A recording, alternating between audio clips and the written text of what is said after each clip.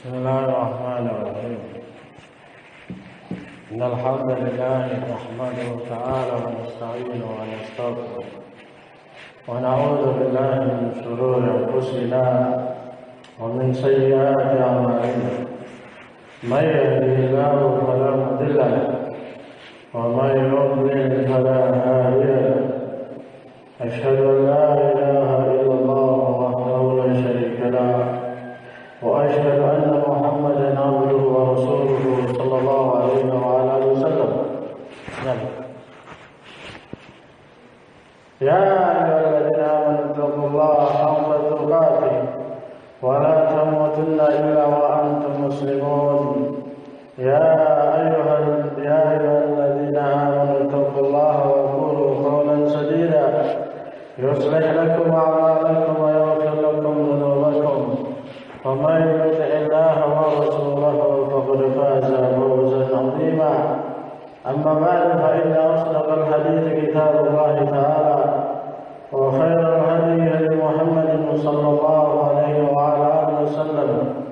شر الأمور محدثاتها وكل محدثة بدعة وكل بدعة ضلالة وكل ضلالة في النار. أعاذني الله وإياكم من النار. Saudara-saudaraku kaum muslimin, bapak-bapak yang saya muliakan dan saya hormati, ikhwan fiddin, a'azzani wa a'azzakumullah wa barakallahu fikum. Allah subhanahu wa ta'ala firman, sayaqulu alladhina asyraku law syaa Allahu ma asyrakna wa la aba'una wa la harramna min syai'. Kadzalika kadzdzaba alladhina min qablihim hatta laqu ba'sana. قل هل عندكم من علم فتخرجوه لنا إن تتبعون إلا الظن وإن أنتم إلا تخرصون. Allah Subhanahu wa taala berfirman, orang-orang musyrik kelak akan mengatakan kepada Muhammad, kalau Allah menghendaki, kami tidak akan melakukan kesyirikan. Begitu pula bapa kami, dan kami tidak akan mengharamkan apa yang Allah halalkan. Demikianlah perkataan orang-orang sebelum mereka, wahai Muhammad. Terus mereka mengatakan hal tersebut sampai azab turun kepada mereka. Katakanlah ya Muhammad pada mereka, apakah kalian memiliki ilmu dengan perkataan tersebut sehingga kalian bisa keluarkan pada kami? Tidaklah kalian mengatakan tersebut kecuali sekedar dugaan, dan tidaklah kalian mengatakan tersebut sekedar omong kosong. Ini dalam surat Al-An'am. Allah Subhanahu wa taala berfirman ayat tersebut dan banyak faedah dari ayat tersebut. Ayat ini semisal dengan ayat yang lain dalam Al-Qur'an. Allah berfirman, "Wa qalu law syaa Allahu ma asyrakna wa la aba'una wa la harramna min dunihi min syai'. Kadzalika fa'ala alladziina min qablihim fa hal 'ala ar-rusuli illa al-balaghul mubin."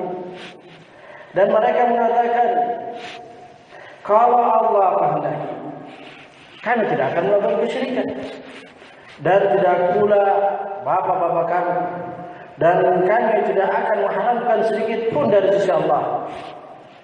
Demikianlah perbuatan orang-orang sebelum mereka, dan tidaklah para rasul kecuali sekedar menasihati. Dalam ayat yang lain Allah Subhanahu wa taala firman,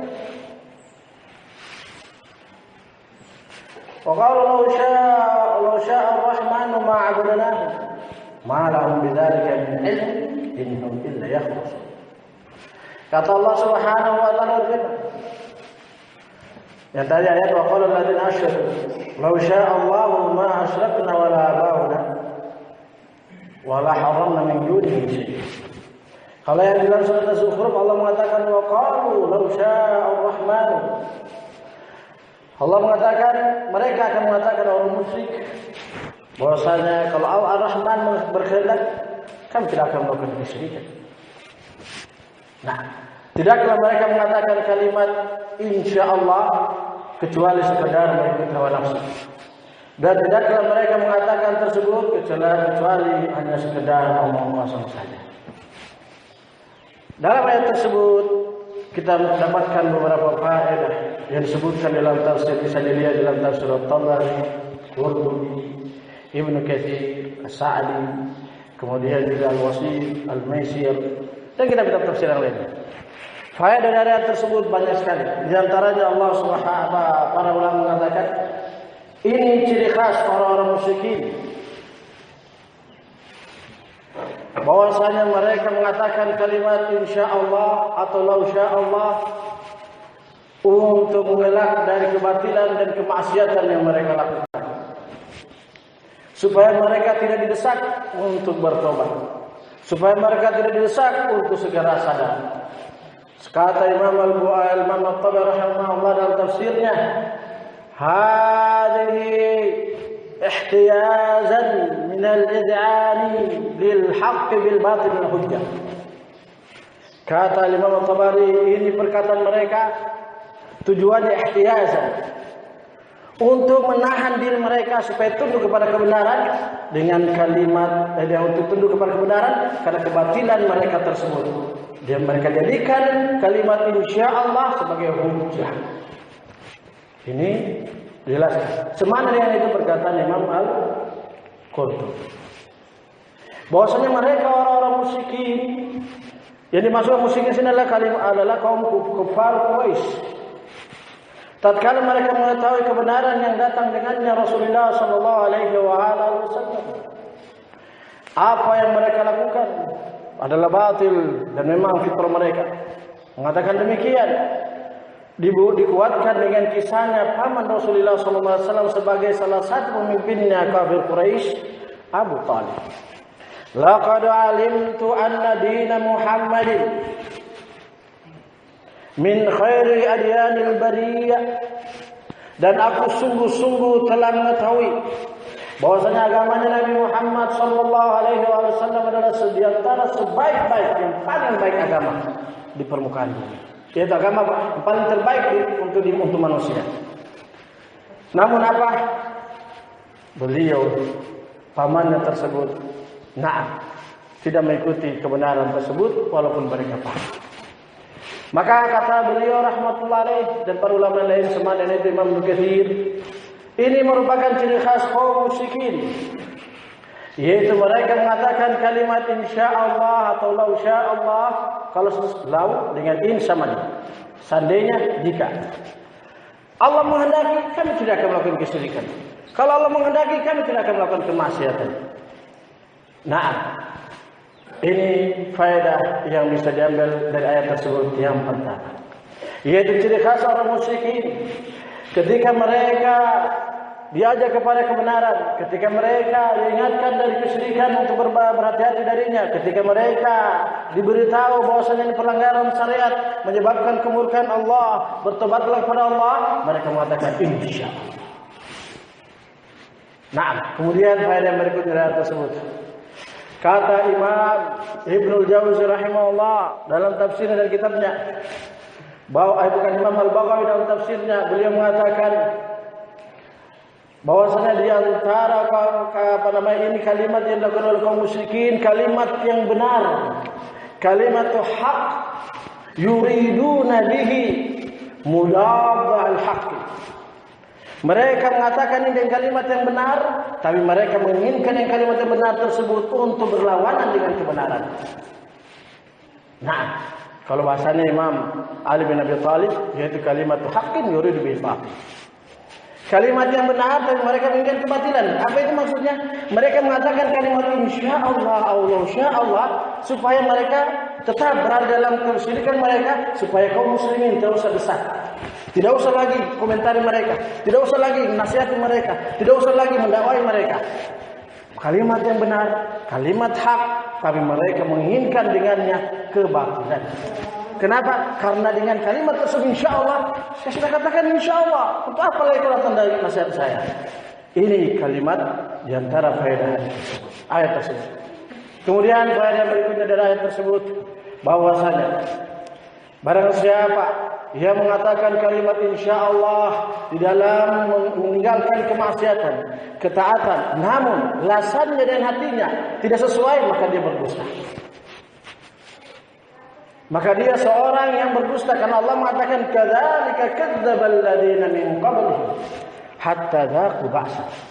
Demikianlah mereka terus mendustakan ayat kami, yaitu mereka mengatakan terus kalimat tersebut sampai datang azab Allah. Demikian dikatakan oleh Syekh Sa'd dalam tafsirnya yang masyhur kitab Tafsir As-Sa'd.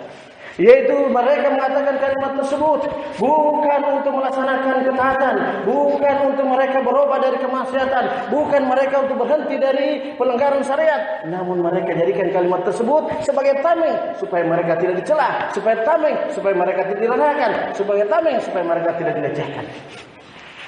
Nah, kemudian faedah yang berikutnya dari ayat tersebut, bahwasanya barang siapa mengatakan kalimat tersebut tapi lisan dan perbuatan berbeda, maka dia tasyabbuh bil musyrikin. Dia tasyabbuh dengan kaum musyrikin. Yang mana kaum musyrikin terang-terangan mengatakan la insyaallah ma asyrakna wala ba'una wala haramna min syai'. Mereka terang-terangan kalau Allah kehendaki, kami tidak akan melakukan syirikan, kami akan berubah. Tapi lisan mereka dan hati kecil mereka, hati mereka tidak ada. Maka ini Allah mengabadikan kadzalika kadzdzabal ladzina min qablihim hatta dzaqu ba'sa. Kemudian faedah berikutnya, bahwasanya apa yang dilakukan oleh mereka tersebut kaum musyrikin dengan perkataan lau sya'allahu, ini sebagai bentuk tuduhan kepada Allah Subhanahu wa taala, sebagai tuduhan dan dugaan sangka buruk kepada Allah Subhanahu wa taala, karena mereka berburuk sangka pada Allah Subhanahu wa taala bahwasanya Allah tidak mampu untuk merubah keadaan mereka. Karena mereka tidak mau berubah, maka Allah Subhanahu wa taala menghukum mereka dengan perkataan tersebut mereka yang kelihatan zahirnya benar, namun mereka inginkan kebatilan, maka Allah Subhanahu wa taala hukum mereka bukan karena kalimat insyaallah tersebut, tapi karena perbuatan mereka antara lisan dan batin mereka, lahir dan batin mereka tidak sesuai, maka Allah hukum dari hal tersebut karena mereka tidak mengagungkan kalimat insyaallah tersebut. Nah, Allah mengabadikan kadzalika kadzdzabal ladzina min qablihim hatta dzaqu ba'sana qul hal 'indakum min ilmin fatukhrijuna. Katakanlah Muhammad, apakah kalian memiliki ilmu bahwasanya dengan hal tersebut kalau Allah menghendaki kami tidak akan melakukan kesyirikan dan seterusnya, bahwasanya Allah tidak mampu. Mereka berburuk sangka pada Allah Subhanahu wa taala. Bukan karena kalimat insyaallah, tetapi karena di dalam hati mereka tidak sesuai dengan lisan mereka. Baik, kemudian faedah berikutnya dari ayat tersebut, kata Syekh rahmatullah alaih, kalau memang betul kalimat tersebut insyaallah atau insyaallah adalah kebenaran yang mereka inginkan dan hujjah yang benar pada mereka, maka tidak mungkin Allah menghukum mereka. Maka di sini dikatakan oleh para ulama bahwasanya dengan berdalilkan dengan mengucapkan kalimat kebenaran belum tentu seseorang selamat dari hukuman. Seseorang mengatakan dengan kebenaran di dalam ayat-ayat Allah atau hadis dari Nabi sallallahu alaihi wasallam belum tentu dia selamat dari hukuman, apabila perkataan tersebut tidak sesuai dengan perbuatan. Nah, karena Allah mengabadikan kadzalika kadzdzabal ladzina min qablihim hatta dzaqu ba'sana, maka di sini menunjukkan bahwasanya berkata dengan kebenaran melalui lisan tersebut terhadap ayat Al-Quran, namun tidak diwujudkan dengan amalan, ini bisa menyebabkan hukuman dari Allah Subhanahu wa taala. Itu yang mengatakan kebenaran, tapi tidak dilakukan dengan amalan. Bagaimana dengan orang yang mengatakan kebatilan dan mereka tidak melakukan dengan amalan? Lebih pantas lagi. Kemudian faedah berikutnya dari ayat tersebut, Allah Subhanahu wa taala memberikan kabar kepada kita semua bahwasanya ini ciri khas orang-orang musyrikin, tujuannya supaya kita menjauhi perbuatan mereka. Allah mengabarkan perbuatan-perbuatan kaum musyrikin, baik itu perbuatan berupa perkataan ataupun amalan, supaya kita menjauhinya. Bukan tidak ada tujuan Allah mengabarkan tentang kisah-kisah orang musyrikin. Nah, kemudian faedah berikutnya, ini ciri khas tersebut bukan hanya di zaman kaum kafir Quraisy saja, tapi dari zaman dahulu. Yaitu sebelum mereka. Karena Allah mengatakan kadzalika fa'ala alladziina min qablihim fahal 'alal rusuli illal balaghul mubin. Nah, kemudian faedah yang berikutnya dari ayat tersebut menunjukkan bahwasanya para rasul dan para pengikutnya mengikuti para rasul hanya sekedar mengingatkan, hanya sekedar memberikan nasihat, hanya sekedar mengarahkan, dan tidak lebih dari itu. Maka ketika Rasulullah SAW mendengar perkataan mereka, Allah Subhanahu wa taala tidak memberikan lebih dari itu. Fahal 'alal rusul al-balaghul mubin. Dalam ayat lain Allah Subhanahu wa taala berfirman, "Laisa 'alaika hudahum." Kamu tidak memiliki hak untuk memberikan hidayah pada mereka. Hanyalah kamu sekedar mengingatkan mereka. Nah, kemudian faedah dari ayat tersebut yang berikutnya.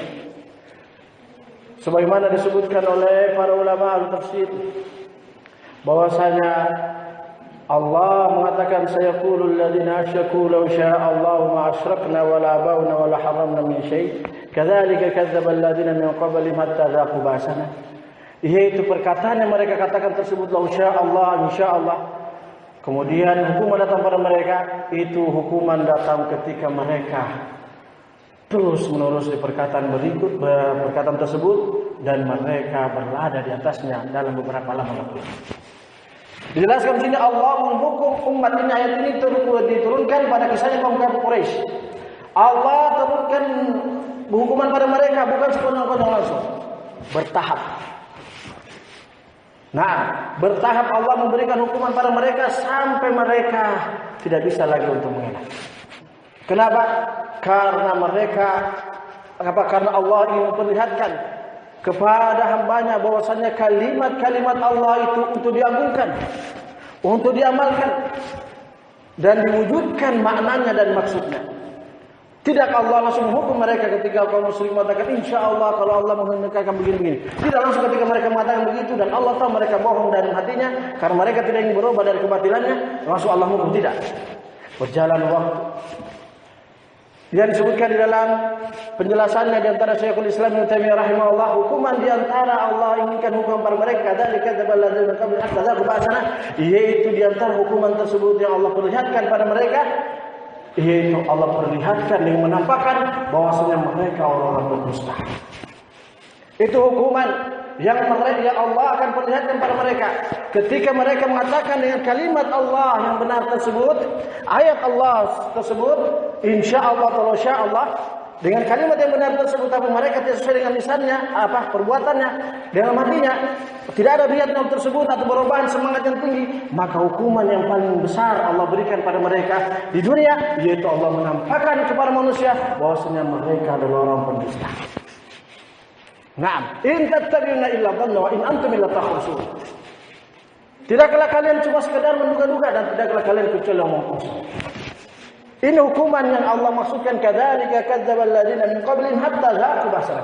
Yaitu Allah perlihatkan pada hamba-Nya manusia kaum muslimin kaum mukminin bahwa ucapan insyaallah tersebut itu ujung-ujungnya nanti kalian akan lihat itu adalah kalimat dusta.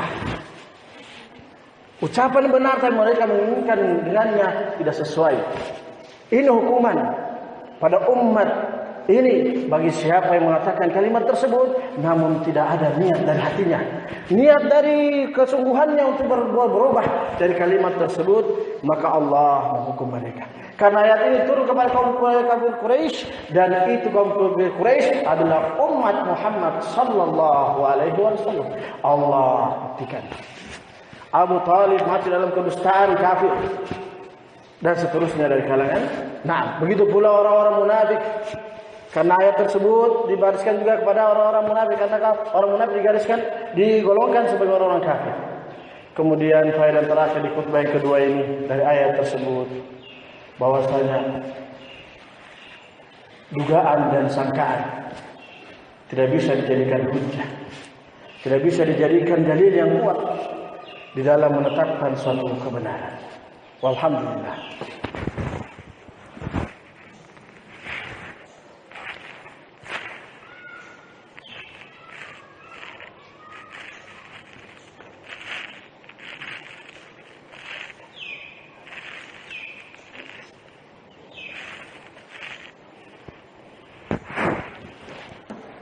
Bismillah, wassalatu wassalamu ala rasulillah wa ala alihi wa sahbihi wa mawala.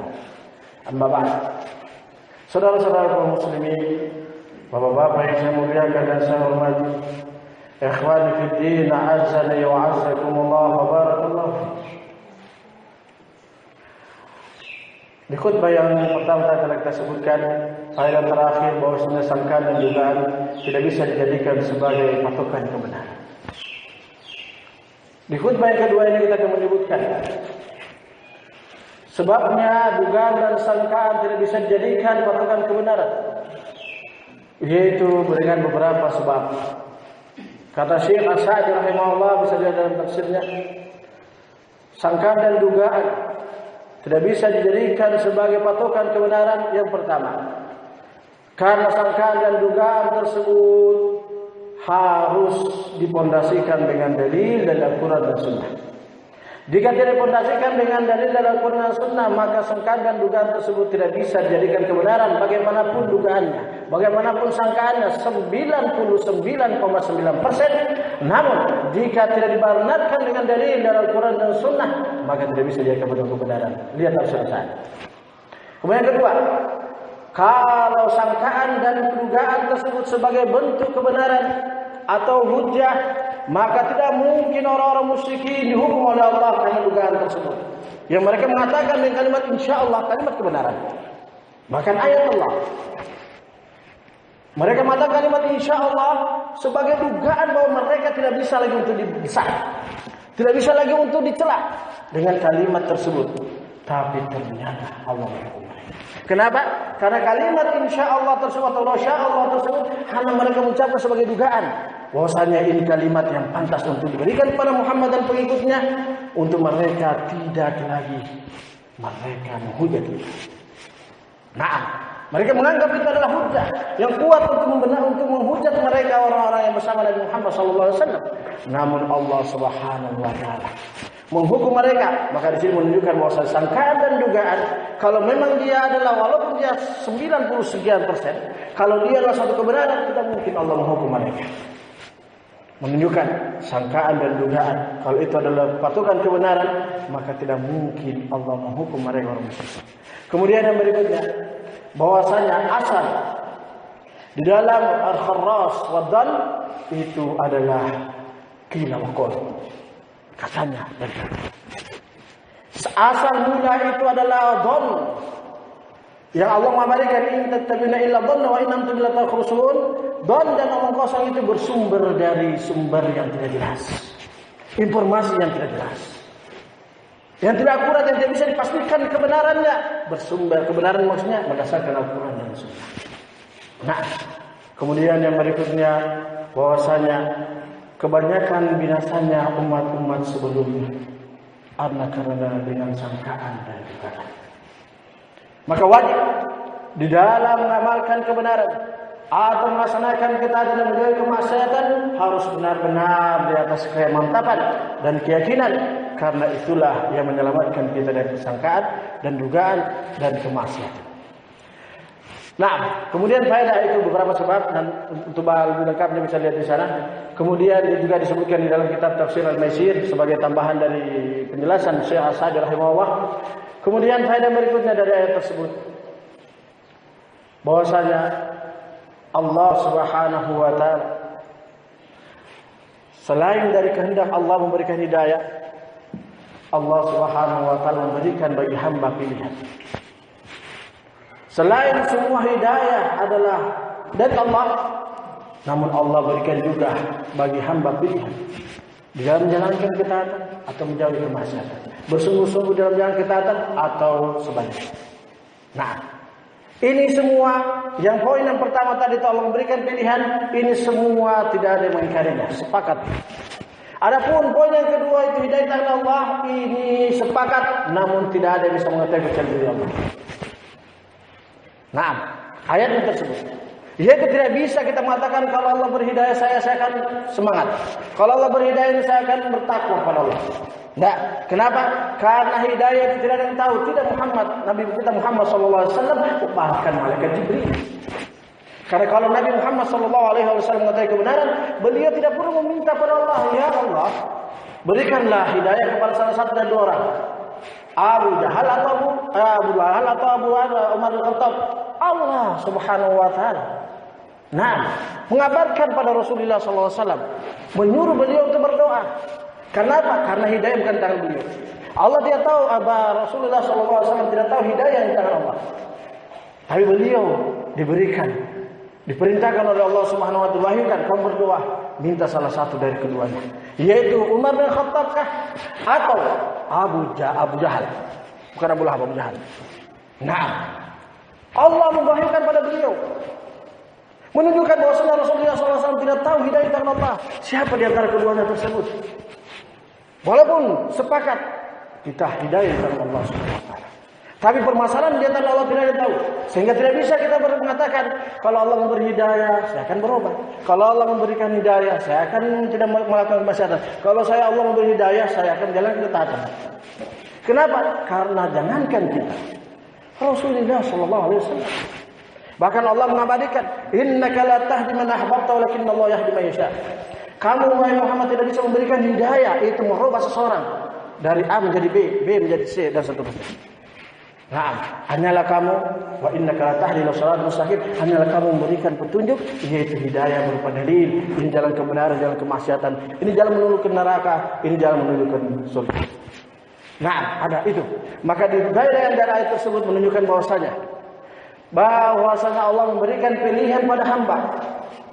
Sehingga dengan pilihan tersebut tidak ada alasan nanti di hadapan Allah Subhanahu wa taala. Mereka mengatakan, ya Allah, karena Engkau tidak beri hidayah padaku sehingga aku tidak melakukan ketaatan tersebut. Sampai mati aku melakukan naudzubillah. Tidak. Ini diantara faedah-faedah ayat tersebut yang bisa kita sampaikan, dan masih banyak faedah dari ayat tersebut. Maka kita banyak berdoa pada Allah dengan meminta hidayah tersebut untuk kita mengetahui kebenaran dan semangat melakukannya. Kita meminta pada Allah untuk untuk diberikan hidayah, untuk diberikan kemantapan, penjelasan tentang kebatilan dan semangat dalam menjauhinya. Inilah diantara doanya Rasulullah SAW. Doa yang senantiasa beliau baca di pagi dan sore, dan doa-doa yang lain. Sebagaimana Allah Subhanahu wa taala, Rasulullah SAW beliau mengatakan, Allahumma inni as'aluka khaira hadzal yaum, futhahu wa nusrahu wa huda wa barakatahu wa huda wa nurahu, wa a'udzubika min syarri ma syarri ma fi. Ya Allah, sesungguhnya aku minta kebaikan kepadamu dari hari ini, yaitu nurahu, futhahu. Allahumma inna as'aluka khaira hadzal yaum, futhahu, yaitu pembukaan, yaitu keberkahan. Buka pintu-pintu yang dibuka dari kebaikan hari tersebut. Wa nusrahu, dan pertolongan dalamnya. Wa barakatahu, keberkahan hari tersebut. Wa nurahu, cahayanya dari hari tersebut. Wa hudahu, dan hidayahmu dari hari ini. Beliau meminta pada Allah. Dan aku berlindung kepadamu ya Allah dari kejelekan hari ini dan kejelekan apa yang di hari tersebut. Kemudian dalam ayat yang lain dalam doa yang lain Rasulullah SAW berdoa, Allahumma inni a'udzubika minal hadam, wa a'udzubika minat taraddi, wa a'udzubika minal gharq wal haraq wal haram, wa a'udzubika min yatakhabbat ya syaitan 'inda al-maut, wa a'udzubika an amuta fi sabilika mudbiran, wa a'udzubika an amuta lahiqan. Kata Rasulullah SAW, ya Allah, aku berlindung kepadamu dari hadam, mati dengan tertabrak. Dan aku berlindung kepadamu ya Allah, mati dalam keadaan tertindis, entah tindis bangunan, tanah longsor, dan sebagainya. Dan aku berlindung kepadamu ya Allah minal gharq, tenggelam, mati tenggelam. Wal haraq, dan mati dalam keadaan terbakar, kebakaran. Wal haram, dan aku mau berlindung kepadamu ya Allah dari masa tua yang susah, yaitu pikun. Kemudian Allah ini syahidna, lafaz yang ketiga ini. Dan aku berlindung kepadamu ya Allah untuk jangan engkau menjadikan syaitan mengalahkanku di saat-saat aku mau mati. Dan jangan engkau ya Allah, aku berlindung kepadamu, aku meninggal di jalan dalam keadaan berpaling dari ketaatanmu. Dan aku berlindung kepadamu ya Allah, jangan sampai aku mati dalam keadaan disengat. Asyahid dari ayat tersebut yaitu ya Allah, aku berlindung kepadamu, jangan sampai aku meninggal dalam keadaan berpaling dari ketaatan fisabilillah. Yaitu jalan dijelaskan oleh Syekh bin Baz rahimahullah, fisabilillah sananya fi taatillah. Nah, aku berlindung kepadamu jangan sampai aku mati dalam keadaan berpaling dari jalan ya Allah. Taat fisabilillah sini adalah bukan fisabilillah sana. Itu juga termasuk, tapi yang dimaksudkan sini fisabilillah fi taatillah. Nah, ini dua. Dan inilah hikmah dari firman Allah Subhanahu wa taala, iyyaka na'budu wa iyyaka nasta'in. Maka itulah yang dimaksudkan. Dan ini tidak dilakukan oleh kaum musyrikin. Ketika mereka mengatakan la insya Allah, kalau Allah menghendaki, Allah kan tidak akan melakukan kesyirikan. Kenapa? Karena mereka melakukan tersebut tapi tidak minta pertolongan dari Allah. Ya Allah, berikanlah kami kekuatan untuk kami menjauhkan kesyirikan yang kami berada di atasnya, kemaksiatan yang sedang kami menjauhnya, dan kami tahu dan kami sadar bahwa ini kemaksiatan, ini pelanggaran syariat, ini perkara yang kami remehkan, ini ketaatan, tapi kami bermudah-mudahan tidak meninggalkannya. Kami minta pertolonganmu ya Allah. Allah wa'udzubika namuta fi sabilika mudbiran. Rabbana la tuzigh qulubana. Dan seterusnya.